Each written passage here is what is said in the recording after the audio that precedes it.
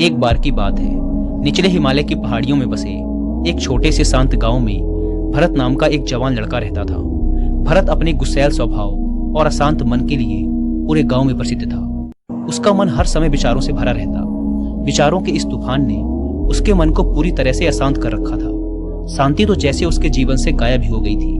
वह हर समय अपने विचारों में खोया रहता और एक तनावपूर्ण जीवन जी रहा था। अपने अशांत मन और गुस्सैल स्वभाव की वजह से उसके घर वालों और गांव के लोगों से भी उसके संबंध अच्छे नहीं थे, जिस वजह से वह खुद को और भी ज्यादा अकेला व अपमानित महसूस करता। वह और भी ज्यादा मानसिक तनाव की स्थिति में चला जाता। एक दिन की बात है, भरत अपने गांव के बाहर की गलियों में टहल रहा था कि तभी उसका सामना एक बूढ़े बौद्ध भिक्षु से हुआ, जो कि एक पेड़ के नीचे ध्यान की अवस्था में बैठे हुए थे। बौद्ध भिक्षु के चेहरे से एक निर्मल शांति की आभा झलक रही थी। इस असीम शांति ने भरत को बौद्ध भिक्षु की ओर आकर्षित किया। जब भरत बौद्ध भिक्षु के निकट पहुंचा तो उसने उनके चारों तरफ एक सकारात्मक ऊर्जा का अनुभव किया। भरत को यह महसूस हुआ कि इस अद्भुत शांति और असीम सकारात्मक ऊर्जा का स्रोत कहीं न कहीं बौद्ध भिक्षु के भीतर ही है। इसीलिए वह वहीं बैठकर उनके आंख खुलने का इंतजार करने लगा।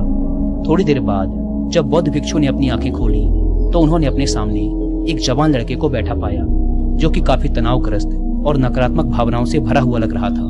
भरत ने बौद्ध भिक्षु की ओर लालसा भरी नजरों से देखा और बड़े सम्मान पूर्वक कहा, मुनिवर, मेरा मन बहुत अशांत है। मेरे मन के विचार मुझे खाए जा रहे हैं। मैं एक क्षण के लिए भी शांति का अनुभव नहीं कर पा रहा हूँ। क्या आप मुझे सिखा सकते हैं कि मैं अपने इस अशांत मन को शांत कैसे कर सकता हूँ? बौद्ध भिक्षु ने भरत के दर्द को समझते हुए उसकी ओर दया भरी नजरों से देखा और कहा, मेरे प्यारे बच्चे, मैं तुम्हें एक कहानी सुनाना चाहता हूँ। इस कहानी में मानसिक शांति और खुशहाली के रहस्य छुपे हुए हैं। क्या तुम इस कहानी को सुनना चाहोगे? भरत ने हाँ में अपना सिर हिला दिया और पूरी एकाग्रता के साथ कहानी सुनने को तैयार हो गया। उसके अंदर की उत्सुकता अब अपने चरम पर थी। बौद्ध भिक्षु ने कहानी सुनानी शुरू की। बहुत समय पहले की बात है, एक नगर में शक्ति नाम का एक आदमी रहता था। शक्ति बहुत ही महत्वाकांक्षी व्यक्ति था। उसे हर काम में लोगों से तारीफ चाहिए होती थी। अगर उसे किसी काम में असफलता या लोगों से बुराई सुनने को मिलती तो वह गहरी चिंता और तनाव में चला जाता। उसका मानना था कि सफलता और भौतिक संपत्ति उसे मनचाहा सुख देगी, लेकिन वह जितना ही सफलता और तारीफ के पीछे भागता, वह उतने ही गहरे मानसिक तनाव में डूबता जा रहा था। लेकिन एक दिन अचानक ही शक्ति का सामना उस समय के एक बहुत ही प्रसिद्ध बौद्ध भिक्षु से हुआ, जिनका नाम था महाकौशक। महाकौशक अपने हजारों शिष्यों को ध्यान साधना की शिक्षा दिया करते थे और वो खुद भी एक बहुत ही बड़े ध्यानी और आत्मज्ञानी व्यक्ति थे। महाकौशक की अद्भुत एकाग्रता और स्थिर शांत चित्त से प्रभावित होकर शक्ति ने उनसे अपने भटकते मन को शांत करने का तरीका जानना चाहा। शक्ति ने कहा, भंते, मैं हमेशा सफलता के पीछे भागता रहता हूँ और लगातार और भी अधिक पाने के लिए प्रयास करता रहता हूँ, फिर भी मुझे कोई स्थायी संतोष या आत्मसंतुष्टि नहीं मिलती। इस निरंतर बेचैनी के बीच मुझे शांति कैसे मिल सकती है? भिक्षु महाकौशक ने शक्ति की ओर करुणा भरी नजरों से देखा और उत्तर दिया, तुम्हारा मन एक अशांत नदी की तरह है, जो हमेशा बहता और दौड़ता रहता है, कभी भी स्थिर नहीं रह पाता। अपने अशांत मन को शांत करने के लिए तुम्हें अपने विचारों को बिना किसी रुकावट के जाने देने की कला सीखनी पड़ेगी। शक्ति हैरान था। उसने कहा, लेकिन मैं विचारों को कैसे जाने दे सकता हूँ? आखिर मैं भी तो अपनी इच्छाओं और महत्वाकांक्षाओं से जुड़ा हुआ हूँ। यह सुन भिक्षु महाकौशक मुस्कुराए और बोले, कल्पना करो कि तुम्हारे हाथ में पानी से भरा एक गिलास है। अब तुम जितनी देर तक इसे पकड़े रहोगे, यह उतना ही भारी होता चला जाएगा, और अगर तुम काफी लंबे समय तक इसे पकड़ के रखते हो तो तुम्हारे हाथ में दर्द होना शुरू हो जाएगा। लेकिन अगर तुम अपनी पकड़ ढीली कर देते हो और इसे जाने देते हो तो बोझ खत्म हो जाएगा। भरत ने कहानी और उसके संदेश को ध्यान से सुना। वह समझ गया कि अपने विचारों और इच्छाओं से चिपके रहना ही उसके बोझ को बढ़ाता है और उसके अंदर अशांति पैदा करता है। अब भरत को कहानी का अंत सुनने का बेसब्री से इंतजार था। बौद्ध भिक्षु ने कहानी को जारी रखते हुए कहा, शक्ति ने बौद्ध भिक्षु महाकौशक की सलाह को मानते हुए विचारों को जाने देने का अभ्यास करना शुरू कर दिया। वह अपने विचारों और भावनाओं को बिना किसी पूर्व निर्णय के बस आते और जाते हुए देखता। अब उसने विचारों को पकड़ना छोड़ दिया था। उसके अंदर विचार उठते और स्वतः ही समाप्त हो जाते। धीरे धीरे उसे महसूस होने लगा कि उसकी इच्छाएं और लगाव ही उसके सभी दुखों का कारण है। जैसे जैसे शक्ति गहरी साधना में उतरता गया, उसने पाया कि वर्तमान में रहना ही आंतरिक शांति का एकमात्र स्रोत है। वह स्वयं को वर्तमान में स्थिर करके अपने मन की निरंतर बकबक से छुटकारा पा सकता है। धीरे धीरे शक्ति का मन एक शांत सरोवर की तरह हो गया जो अपने चारों ओर की सुंदर दुनिया को अपने में चित्रित कर लेता है। उसने जीवन की सादगी में संतोष पाकर अति महत्वाकांक्षा और भौतिक संपत्ति के प्रति अपने लगाव को छोड़ दिया। जैसे जैसे लोगों के बीच शक्ति के अंदर हुए इस अद्भुत बदलाव की खबर फैली, दूर दूर से लोग उससे मार्गदर्शन लेने आने लगे। वह लोगों को विचारों को मुक्त करने की कला सिखाकर और स्वयं के भीतर शांति पाने का मार्गदर्शन देकर लोगों के बीच शांति और ज्ञान का प्रकाश स्तंभ बन गया। कहानी खत्म करने के बाद बौद्ध भिक्षु थोड़ी देर के लिए मौन हो गए ताकि भरत के अंदर इस कहानी का अर्थ गहराई से बैठ सके। भरत ने बूढ़े बौद्ध भिक्षु की ओर देखा। अब उसकी आंखों में एक नई समझ दिखाई पड़ रही थी।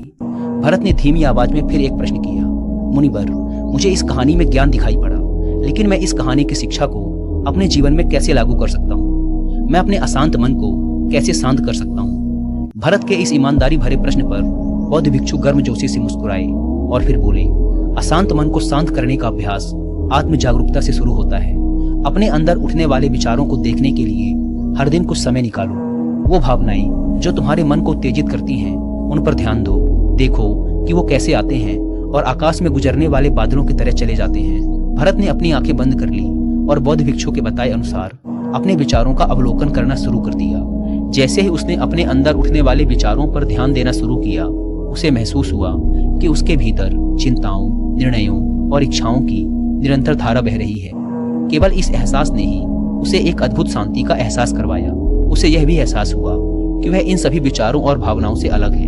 बौद्ध भिक्षु ने आगे कहा, जैसे शक्ति ने खुद को हर तरह के लगाव और आसक्ति से अलग कर दिया था, उसी तरह से तुम भी अपने मन को परेशान करने वाले विचारों और भावनाओं को खुद से मुक्त करने का अभ्यास विकसित कर सकते हो। जैसे ही विचार उठे, उन्हें बिना किसी पूर्व निर्णय के स्वीकार करो और फिर धीरे धीरे उन्हें जाने दो और वर्तमान क्षण पर अपना ध्यान केंद्रित करो। लेकिन मुनिवर, भरत ने बीच में ही रोकते हुए कहा, क्या होगा अगर विचार और भावनाएं इतनी मजबूत हैं कि वो बनी रहें और मन को छोड़ने से ही इंकार कर दें? बौद्ध भिक्षु ने भरत की बात पर सहमति जताते हुए सिर हिलाया और कहा, ऐसे कई मौके आएंगे जब तुम्हारे मन में विचारों का बवंडर चल रहा होगा, जब तुम्हारा मन तुम्हारी बिल्कुल भी नहीं सुनेगा।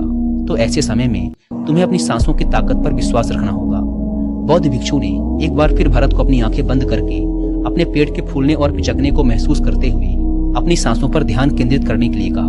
बौद्ध भिक्षु ने समझाते हुए कहा, जब भी तुम्हारा मन उत्तेजित और अशांत हो तो तुरंत अपनी सांसों पर लौट आओ। सांसों की नियमित गति तुरंत तुम्हें वर्तमान के क्षणों में वापस खींच लाएगी और एक शांति का एहसास करवाएगी। भरत ने कुछ देर तक बौद्ध भिक्षु के निर्देशानुसार अपनी आती जाती सांसों पर ध्यान केंद्रित करने का अभ्यास किया। इस छोटे से अभ्यास ने उसे अपने मन की शांति और स्थिरता का एक क्षणिक अनुभव करवाया। उसे समझ आ गया कि यह सांसें तो हमेशा उसके साथ थी, जो वर्तमान क्षण की निरंतर याद दिलाती हैं, सांत्वना और शांति प्रदान करती हैं। भरत की इस प्रगति को देख बौद्ध भिक्षु मंद मंद मुस्कुराए और बोले, मेरे प्यारे भरत, अशांत मन को शांत करना एक ऐसा अभ्यास है जिसके लिए धैर्य और मजबूत इच्छा शक्ति की जरूरत होती है। जैसे निरंतर व्यायाम से मांसपेशियां मजबूत होती हैं, वैसे ही नियमित अभ्यास से मन भी शांत होता है। भरत ने स्वीकृति में अपना सिर हिलाया और इस अनमोल मार्गदर्शन के लिए बौद्ध भिक्षु का धन्यवाद करते हुए उन्हें यह वचन दिया कि मैं आज से ही अपने मन को शांत करने, आसक्तियों को छोड़ने और अपने भीतर शांति पाने की इस यात्रा पर निकल पड़ूंगा। बौद्ध भिक्षु ने भरत के कंधे पर हाथ रखा और कहा, मुझे तुम्हारी काबिलियत पर पूरा भरोसा है कि तुम बहुत ही जल्द अपने मन की शांति को खोज लोगे। लेकिन याद रहे, यह रास्ता इतना आसान नहीं होगा, लेकिन अगर तुम दृढ़ इच्छा शक्ति और खुले दिल से प्रयास करोगे तो तुम जरूर उस शांति को खोज लोगे जो तुम्हारे भीतर है। उस दिन से भरत ने अपने अशांत मन को शांत करने के अभ्यास के लिए खुद को प्रतिबद्ध किया और हर दिन ध्यान करने के लिए एक अलग समय निर्धारित किया। उसने अपने मन में उठने वाले विचारों को बिना किसी रोक टोक के जाने दिया और अपनी श्वास के माध्यम से खुद को वर्तमान में रखने का प्रयास किया। धैर्य पूर्वक अभ्यास करते हुए समय के साथ भरत ने खुद के अंदर गहन परिवर्तन का अनुभव किया। जैसे जैसे साल बीतते गए, भरत को गांव में शांति और ज्ञान के स्रोत के रूप में जाना जाने लगा। गांव के लोग अपने अशांत मन को शांत करने के लिए भरत के पास मार्गदर्शन लेने आते। भरत ने जीवन की भागदौड़ के बीच दूसरों को आंतरिक शांति पाने में मदद करते हुए बौद्ध भिक्षु की शिक्षाओं और आत्म जागरूकता की शक्ति को साझा किया।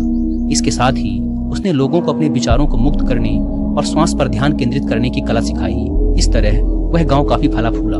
वहां के निवासियों ने एक स्थिर और शांत मन के अमूल्य उपहार की खोज की। बौद्ध भिक्षु की शिक्षाओं और भरत के द्वारा कराए जा रहे अभ्यास के माध्यम से विचारों को जाने देने और वर्तमान में रहने की कला दूर दूर तक फैल गई, जिसने कई लोगों के जीवन को बदल कर रख दिया। जैसे जैसे और समय बीता, अशांत मन को शांत करने की भरत की यात्रा का एक जोरदार प्रभाव उसके गांव की सीमाओं के बाहर भी फैला।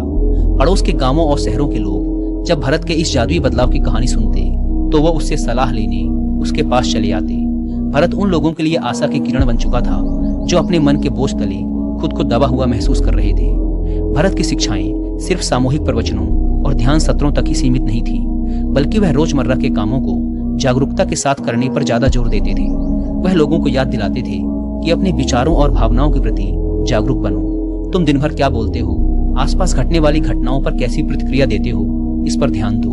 हर एक काम को पूरी जागरूकता के साथ करो। जब भोजन करो तो हर एक निवाले के स्वाद का आनंद लो। जब सूरज की रोशनी में खड़े हो तो उसके किरणों की गर्मी को महसूस करो। लोगों की बातों को पूरे ध्यानपूर्वक सुनो और समझो। ये सभी छोटे छोटे बदलावों ने लोगों के जीवन में चमत्कारिक परिवर्तन ला दिए। भरत की शिक्षाओं से लोगों ने जाना कि जीवन का आनंद और खुशी तो वर्तमान के पलों को जीने में है।